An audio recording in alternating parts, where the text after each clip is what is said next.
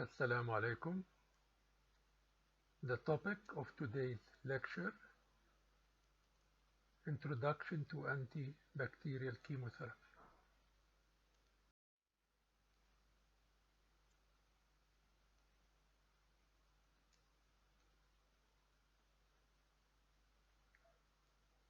Alexander Fleming accidentally discovered penicillin. He observed penicillin activity on contaminated plate. So, in 1928, penicillin was discovered by Fleming, but could not be adequately purified at that time. In 1935, discovery of the therapeutic effectiveness of a sulfonamide by Domag. And in 1940, penicillin was produced in sufficient quantities so that Florey and colleagues could demonstrate its clinical effectiveness. So it took 12 years from the discovery of penicillin until demonstration of clinical effectiveness. Selective toxicity. Antimicrobial therapy takes advantage of the biochemical differences that exist between microorganisms and human beings. These differences could be a function of a specific receptor required for drug attachment, may depend on the inhibition of biochemical events essential to the pathogen but not to the host. So, the human cell is quite different from the cell of the microorganism. Antimicrobial drugs are effective in the treatment of infections because of their selective toxicity.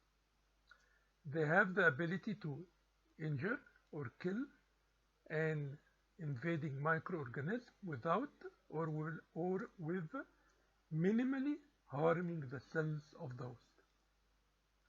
Selective toxicity is relative. It is not absolute, requiring that the concentration of the drug be carefully controlled to attack the microorganism while still being tolerated by the host. So it is important to choose the dose of the antibiotics so that it can cause harm to the microorganism, either injure or kill, at the same time minimal effect on the host.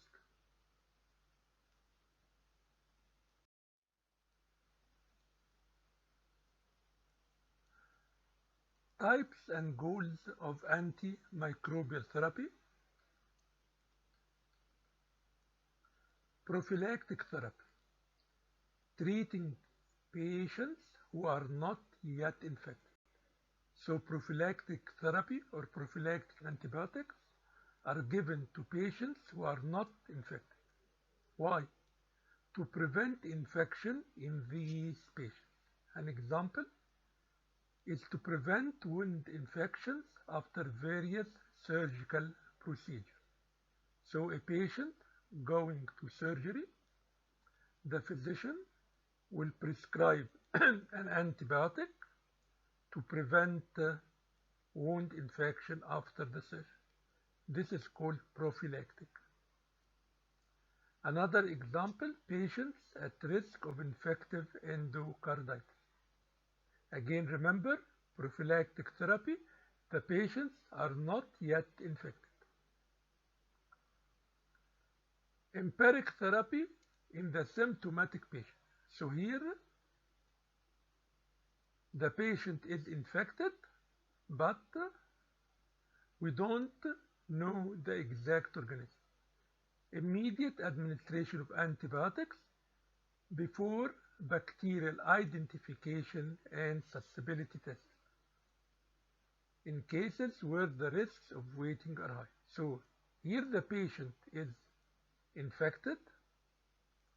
We cannot wait until we know the organism that is causing the infection. So we are going to give empiric therapy, or the physician is going to give empiric therapy.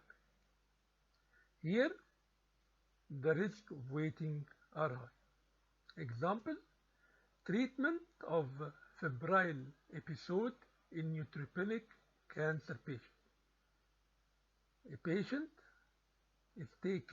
A cancer patient is taking treatment, and this treatment is causing neutropenia with febrile episodes.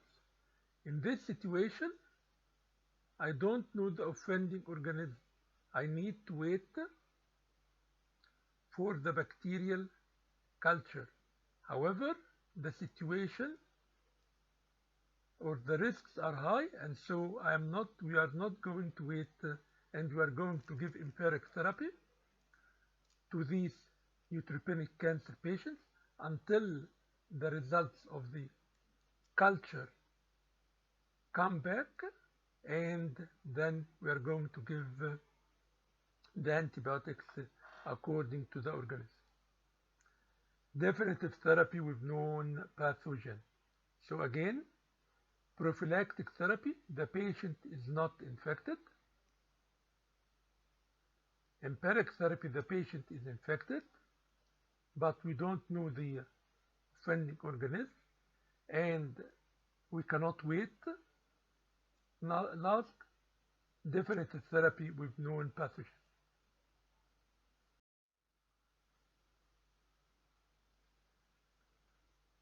Selection of antimicrobial agents depends on the organism's identity, organism's susceptibility to a specific agent, and the site of infection. Adequate level of antibiotic must reach the site of infection for the invading microorganism to be eradicated. Patient's factor. Safety of the agent is important in selection of antimicrobial agents. Cost of therapy. Organism's susceptibility to particular agent. Bacteriostatic antibiotics, bactericidal antibiotics. So what is the difference? Bacteriostatic antibiotics arrest the growth and replication of bacteria at serum level achievable in the patient. Bactericidal kill bacteria at drug serum level achievable in the patient. Bacteriostatic antibiotics arrest growth and replication, limiting the spread of infection until the body immune system attacks, immobilize, and eliminate the pathogen. Bactericidal antibiotics kill bacteria, so should be selected in circumstances or in situations in which local or systemic host defenses are impaired, and often the drug of choice in seriously ill patients. Example of bacteriostatic antibiotics: tetracyclines, macrolides, and chloramphenicol. Example of bactericidal antibiotics: penicillin, aminoglycosides, and vancomycin. So again, chloramphenicol, for example, is a bacteriostatic antibiotic, arrests the growth and replication of bacteria, while vancomycin is a bactericidal antibiotic killing bacteria.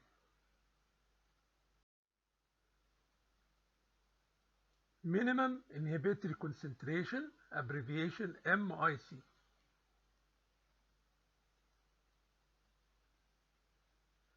It is the lowest concentration of antibiotic that inhibits bacterial growth. Here is drug concentration, and this is MIC. Below this concentration, it does not inhibit bacterial growth. It has to work, and to inhibit bacterial growth, it has to be above MIC. Here, all tubes with 10 to the power 4 bacteria, or the tubes are full of bacteria, and you can see this is turbid or cloudy.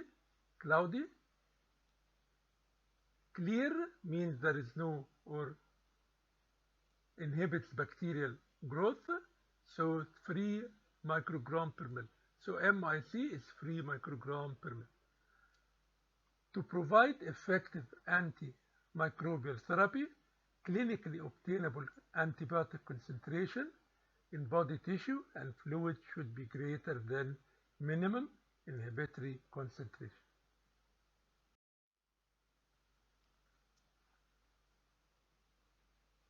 There is concentration dependent killing, so antibiotics that are characterized by concentration dependent killing and time dependent. In other words, concentration independent killing. Here, concentration from the definition increase the rate of bacterial killing as the concentration of the antibiotic increase. Once a day, achieve high peak level, favoring rapid killing of the infecting pathogen, example aminoglycoside. Look here at the figure, drug or antibiotic concentration. This is MIC, and the more the concentration is increased, the more the killing. And you can see Cmax high concentration, maximal concentration. Okay. What about time dependent? Increasing the concentration to higher multiple does not significantly increase the rate of killing. It is concentration independent. It depends on the time. Clinical efficacy predicted by percentage of time of blood concentration remain above MIC. So drug should be dosed more frequently so that the drug concentration persists above MIC. Look to the figure. Here, dose, another dose, a third dose. So here, the percentage of time the concentration remains above MIC is important for this type of antibiotic. Effectiveness of penicillin when it is given as a continuous infusion. So again, the effectiveness is enhanced continuous infusion. Why? Because most of the time or all the time it can be above MIC. Example, penicillin and cephalosporin. So again, we have two types of killing. Concentration dependent. The highest the concentration, the more the concentration, the more the killing. And it can be given once a day. Example, aminoglycoside. Second, time dependent or concentration independent. Does not depend on the concentration. It depends on the time that it is above MIC. So doses should be dosed more frequently, and it can also be given by continuous infusion. Example, concentration aminoglycosides. Example, time-dependent penicillins and cephalosporin.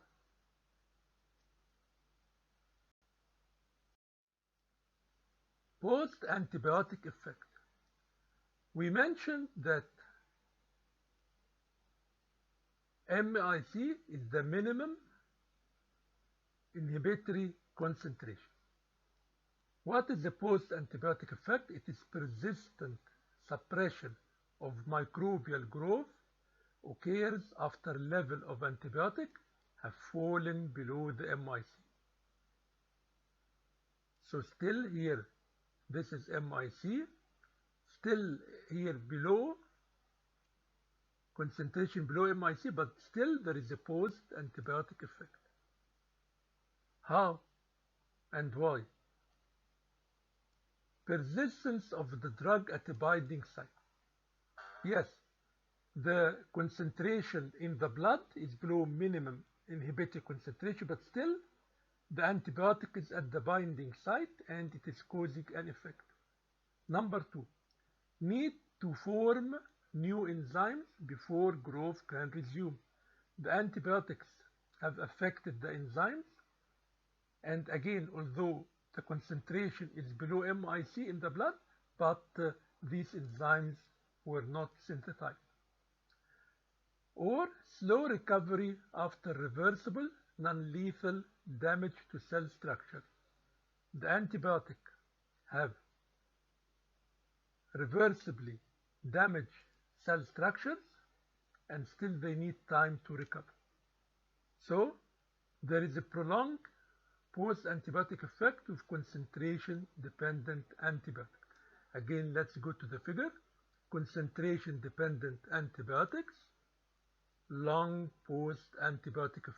An effect, or there is the concentration is below MIC, but still there is a post-antibiotic effect, or there is an antibiotic effect. Here, with time-dependent, minimal post-antibiotic effect. Antimicrobial drugs exhibiting a long post-antibiotic effect often require 1 dose per day. Here, 1 dose per day. Example, aminoglycoside and fluoroquinolone. Again, so what is the post-antibiotic effect? It is persistent suppression of microbial growth, although the level of the antibiotic is below minimum inhibitory concentration. Why? Because again, the drug may be at the site or maybe at the receptor or at the binding site, causing the effect. Enzymes that were destroyed by the antibiotics need to be formed again, and non-lethal damage to cell structure need to recover.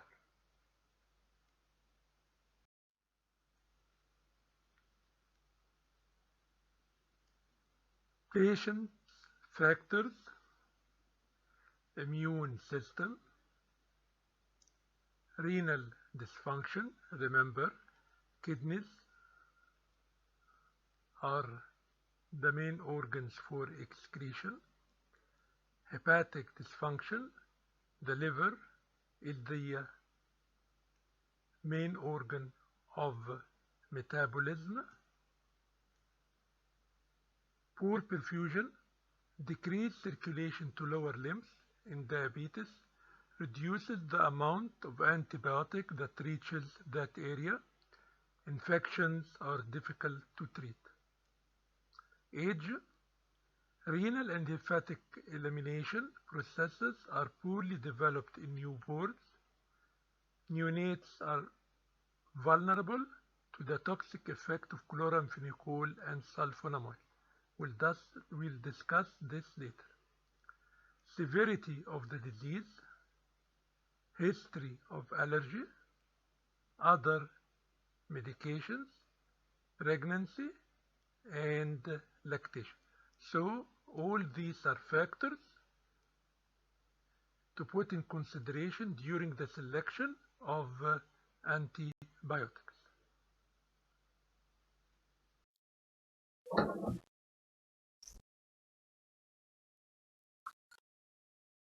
Mechanism of action of antibiotics. Now, here this is the gram-positive bacteria, and here gram-negative. Here, gram-positive thick peptidoglycan layer. Here, thin peptidoglycan. Here there is an outer membrane, no outer membrane. So, the first mechanism of action of antibiotic is inhibition of cell wall synthesis. Here, daptomycin, beta-lactams, and glycoside work by inhibition of cell wall synthesis.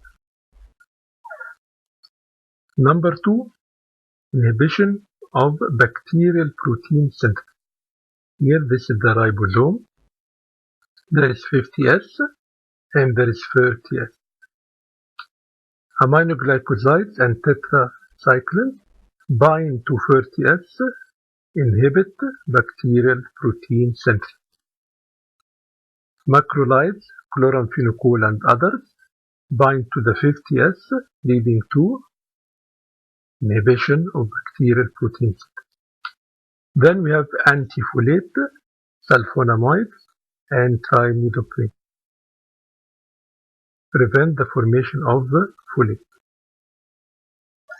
There are other antibiotics that work on DNA, like quinolones and metronidazole. Rifampin inhibit DNA-dependent RNA polymerase.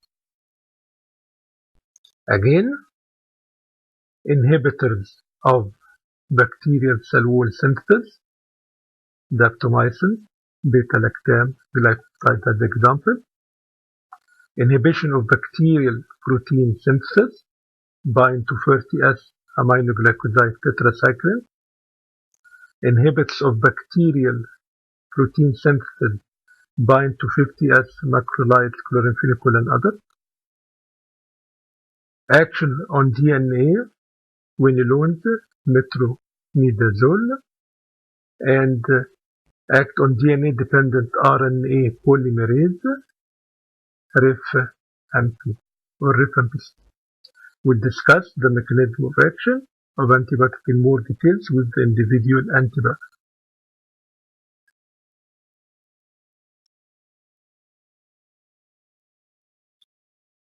Combination antimicrobial therapy. Most infections should be treated with a single antimicrobial agent. The unnecessary use of antimicrobial combination increases toxicity and cost, and may result in reduced efficacy due to antagonism of one drug by another. Antimicrobial combination should be selected for one or more of the following reasons. 1. Provide broad-spectrum empiric therapy in serious CL patients. We mentioned that empiric therapy, the patient is infected, however, we don't know the identity of the bacteria. So we need to give a broad-spectrum and empiric therapy that will kill gram-positive, or that will cover gram-positive, gram-negative bacteria and anaerobic bacteria. Combinations are also useful to treat polymicrobial infections. The antimicrobial combination chosen should cover the most common known or suspected bacteria. So an antibiotic for gram-positive, an antibiotic for gram-negative, and for anaerobic bacteria. Combinations should be selected to decrease the emergence of resistant strains in tuberculosis, to decrease dose-related toxicity by using reduced doses of one or more components of the drug. So, in the combination, I'm going to use a lower dose of each of the antibiotic or one of the antibiotic to reduce toxicity and to obtain enhanced inhibition or kill. So, most infections should be treated with a single antibiotic. However, in some situations, antimicrobial combination should be selected. Synergism and antagonism. Synergism, when the effect of two or more antibiotics used are significantly greater than expected from their effect when used individually. Antagonism, when the combined effects are significantly less than observed when the drugs are used individually.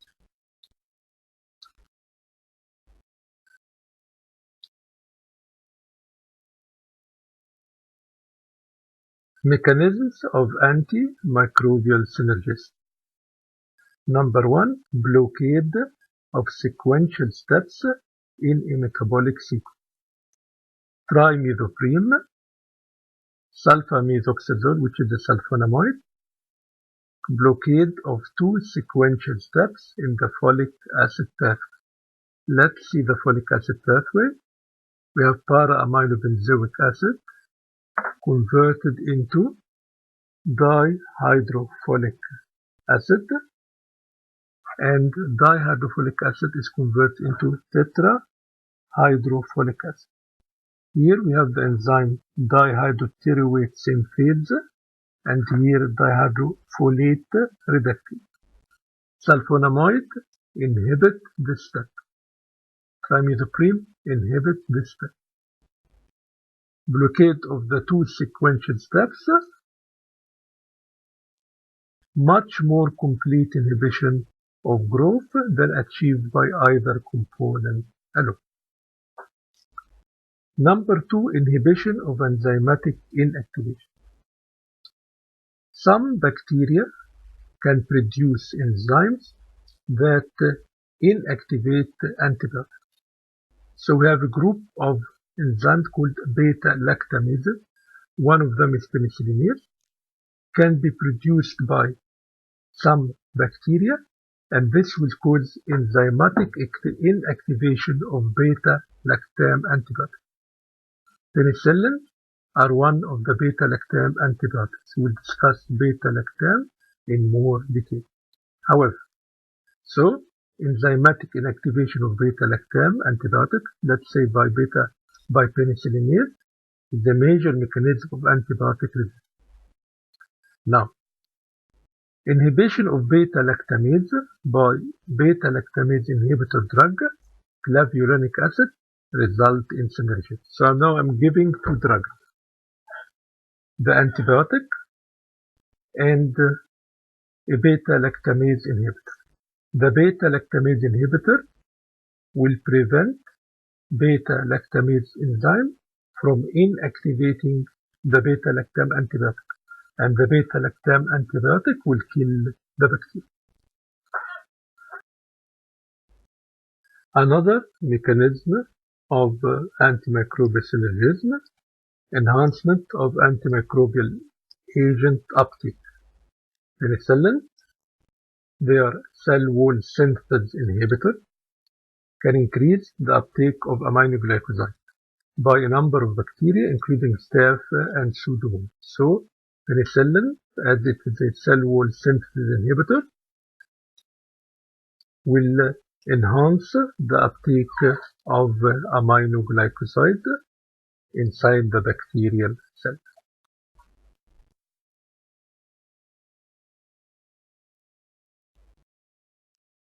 Mechanisms of antimicrobial antagonism.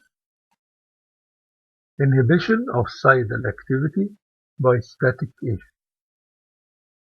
Bactericidal antibiotics are antibiotics that kill bacteria. Bacteriostatic antibiotics are antibiotics that arrest the growth of bacteria. Bacteriostatic agents, example tetracycline, can antagonize the action of bactericidal cell wall active agent. So you should not combine tetracycline with penicillin or cephalosporin because it will antagonize the action of these agents. Why? Because cell wall active agents like penicillin and cephalosporin require the bacteria be actively growing and dividing. So for penicillin to kill the bacteria, for cephalosporin to kill the bacteria, it requires that the bacteria be actively growing and dividing. By definition, a bacteriostatic agent like tetracycline will arrest the growth of bacteria. So in this situation, penicillin and cephalosporin cannot work properly and the reaction will be antagonized. So this is not a good combination and should not be given. Chemotherapeutic spectrum. Narrow spectrum antibiotics act only on a single or a limited group of microorganisms. Example, isoniazid is active only against mycobacteria. Broad spectrum affect a wide variety of microbial species. You can see tetracycline, wide variety. Example, tetracycline.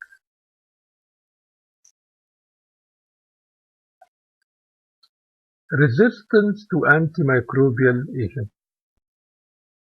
Bacteria are said to be resistant to an antibiotic if the maximal level of that antibiotic that can be tolerated by the host does not stop their growth. Some organisms are inherently resistant to an antibiotic. For example, gram-negative organisms are resistant to vancomycin. Vancomycin is only active against gram-positive organisms.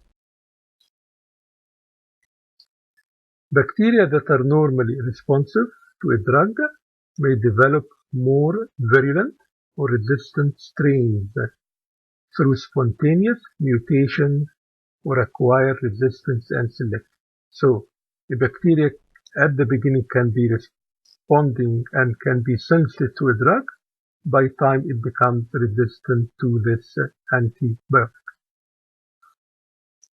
Some may become resistant to more than one antibiotic. Spontaneous mutation of DNA, rifampin-resistant Mycobacterium tuberculosis. So this is an example. Rifampin-resistant Mycobacterium tuberculosis. DNA transfer of drug resistance. Resistance acquired due to DNA transfer from one bacterium to another. Resistant properties are usually encoded in extrachromosomal R factor resistant plasmid. Plasmid may enter cell by processes such as transduction, transformation, or bacterial conjugation.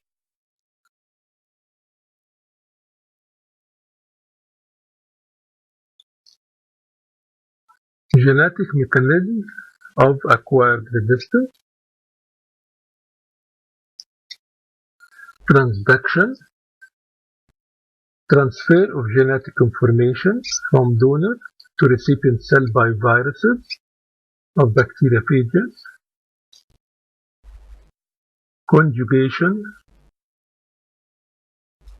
transfer of genetic information from the donor to a recipient bacterial cell in a process that requires cell contact, and transformation ability to take up DNA from the environment.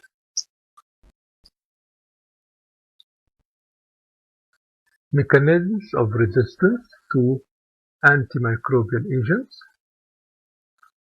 Reduce entry of antibiotic into pathogen.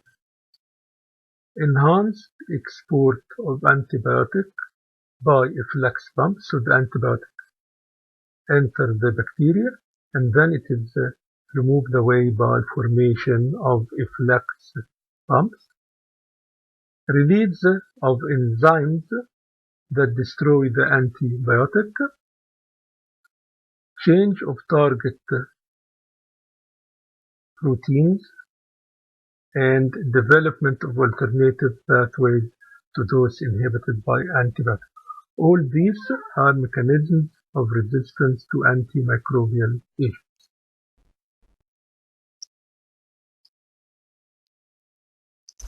Mechanism of resistance. Drug resistance due to enzymatic inactivation. Aminoglycoside, chloramphenicol, beta-lactam, macrolides, and tetracycline. Drug resistance due to decreased accumulation. Decreased accumulation may be due to less permeability or more efflux of the antibiotic. Fluoroquinolone, macrolides, and tetracycline. Less permeability, again fluoroquinolone, beta-lactams, and tetracyclines. Drug resistance due to altered target, a long list: aminoglycosides, chloramphenicol, clindamycin, fluoroquinolone, beta-lactams, macrolides, rifampicin, sulfonamide, tetracycline, trimethoprim, and vancomycin. As you can see, for example, bacteria become resistant to fluoroquinolone due to altered target, decreased permeability of fluoroquinolone, and increased efflux. Bacteria become resistant to tetracycline due to enzymatic inactivation, increased efflux of tetracycline, decreased permeability of tetracycline, and altered target. We are going to talk about resistance in more details with individual antibiotics. Complications of antibiotic therapy: hypersensitivity, urticaria, anaphylactic shock, direct toxicity. High serum levels of certain antibiotics may cause toxicity by affecting cellular processes in the host. Example, aminoglycoside can cause ototoxicity. Superinfections. Drug therapy, particularly with broad-spectrum antimicrobials or combinations. Change of the normal microbial flora of the upper respiratory, intestinal, and GU tract, permitting the overgrowth of resistant bacteria or fungi. In other words, with treatment with broad-spectrum antibiotics, there is change in the normal flora because these antibiotics are killing the bacteria or are arresting the growth of these bacteria. So, change in normal flora, and this permits the overgrowth of resistant bacteria and fungi. Antibacterial agents can be classified according to the mechanism of action.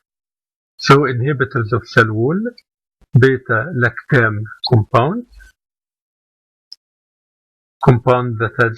that have a beta-lactam ring, penicillin, example penicillin G, cephalosporins, example cefalexin, monobactams, aztreonam, carbapenems, meropenem, glycopeptide vancomycin, and daptomycin. All these antibiotics, their mechanism of action is by inhibition of cell wall. Antifolate drugs, sulfonamide, sulfadiazine, example, trimethoprim, and trimethoprim sulfamethoxazole. We already mentioned that this combination is an example of synergism. Inhibitors of bacterial protein synthesis, tetracyclines, example tetracyclines, aminoglycosides, gentamicin, macrolides erythromycin, chloramphenicol, and linezolid. Inhibition of DNA replication, fluoroquinolones, levofloxacin, inhibition of DNA-dependent RNA polymerase RFMP. We can also say that antibiotics are bactericidal or bacteriostatic, and with broad spectrum or narrow spectrum. Thank you very much. If there are any questions, please contact me.